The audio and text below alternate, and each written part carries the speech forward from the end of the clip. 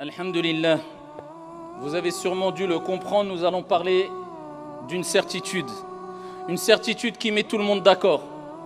Le riche comme le pauvre, le faible comme le fort, le jeune comme le vieux, le croyant comme le non-croyant. Et nous appelons cela la certitude car Dieu l'a appelé la certitude al-yaqin dans le Saint-Coran lorsqu'il dit وَاعْبُدْ رَبَّكَ حَتَّى يَأْتِيَكَ الْيَقِينَ. Et adore ton Seigneur jusqu'à ce que te vienne al-yaqin, la certitude. Et ici, ce qui est désigné par al-yaqin, la certitude, qui met tout le monde d'accord, ce n'est autre que quoi? Al-maut. Et le prophète sallallahu alayhi wa sallam est celui qui évoquait et se souvenait souvent de la mort afin de s'y préparer de la meilleure des manières, de manière intelligente, de manière sage, de manière perspicace. Et c'est lui qui nous dit alayhi salatu wassalam akfiru min dhikri hadhimi ladhat al-maut. Augmentez le rappel du destructeur de tous les plaisirs, al-maut, la mort. Allahu Rabbuna huwal ilahu lahu min al-asma'i mastafahu الواحد الحي كذا المليك والملك المالك لا شريك. أيها المصلون, le fait d'évoquer la mort doit avoir un but. Et ce but doit être réfléchi. Ça doit être un but, un objectif à atteindre. Et pour cela, il faut être intelligent. C'est la préparation. La préparation à rencontrer cette certitude. La préparation afin de rencontrer de la meilleure des manières notre Seigneur. Cette préparation qui nous permettra de goûter à la mort, non seulement de goûter à la mort, mais de ressentir un goût non amer, mais sucré. Car on devra goûter à cette certitude. Et c'est pour ça qu'Allah subhanahu wa ta'ala dit dans le Coran « Kullu nafsin dha'iqatul maut » Et il n'a pas dit notre Seigneur, chaque âme mourra. Mais il a dit, chaque âme goûtera à la mort. Car ton âme est quelque part éternelle. Ton âme continuera son chemin. Ton âme continuera son voyage après la mort. C'est-à-dire qu'elle ne mourra pas. Cette âme qui t'accompagne de jour comme de nuit.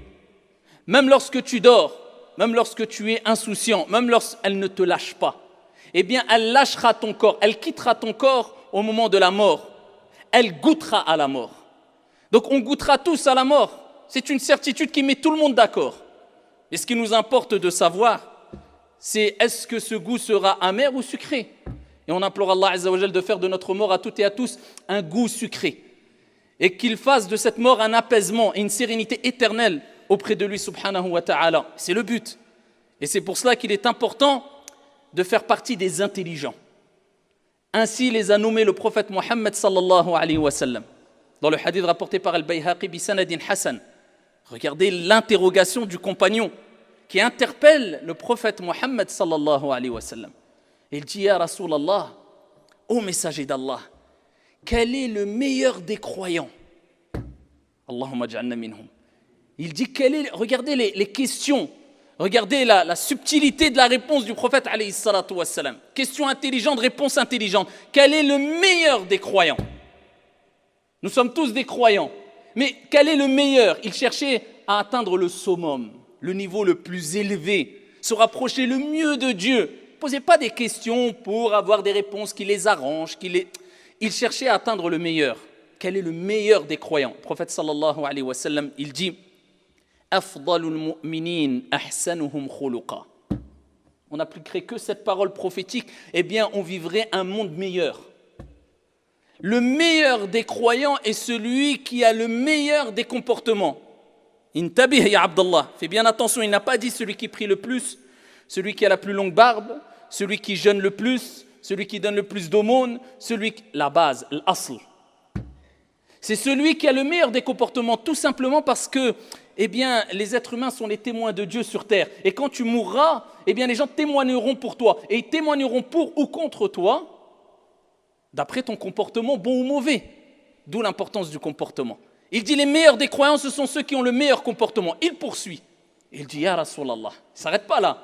Il dit quels sont les croyants les plus intelligents. Preuve en est que c'était un croyant intelligent, vu la question. Le meilleur des croyants et les croyants les plus intelligents. Et là, le prophète sallallahu alayhi wa sallam, il dit Akyasuhum aktharuhum lil mawti dhikra. Les plus intelligents des croyants, ce sont celles et ceux qui pensent le plus à la mort. Il ne s'arrête pas là, le prophète sallallahu alayhi wa sallam. Il dit et qui s'y préparent. Ulaïka al-akyas, ulaïka al-akyas. Il dit alayhi salatu wassalam, ceux-là sont les intelligents. Ceux-là sont les intelligents. Donc les meilleurs des croyants, ceux qui ont le meilleur des comportements. Et les plus intelligents, ceux qui pensent, qui évoquent, qui se rappellent le plus souvent de la mort et qui s'y préparent. Parce que si tu penses beaucoup à la mort, et cela provoque en toi un repli sur toi-même, une mauvaise compréhension de la mort, une mauvaise compréhension de la vie, une mauvaise compréhension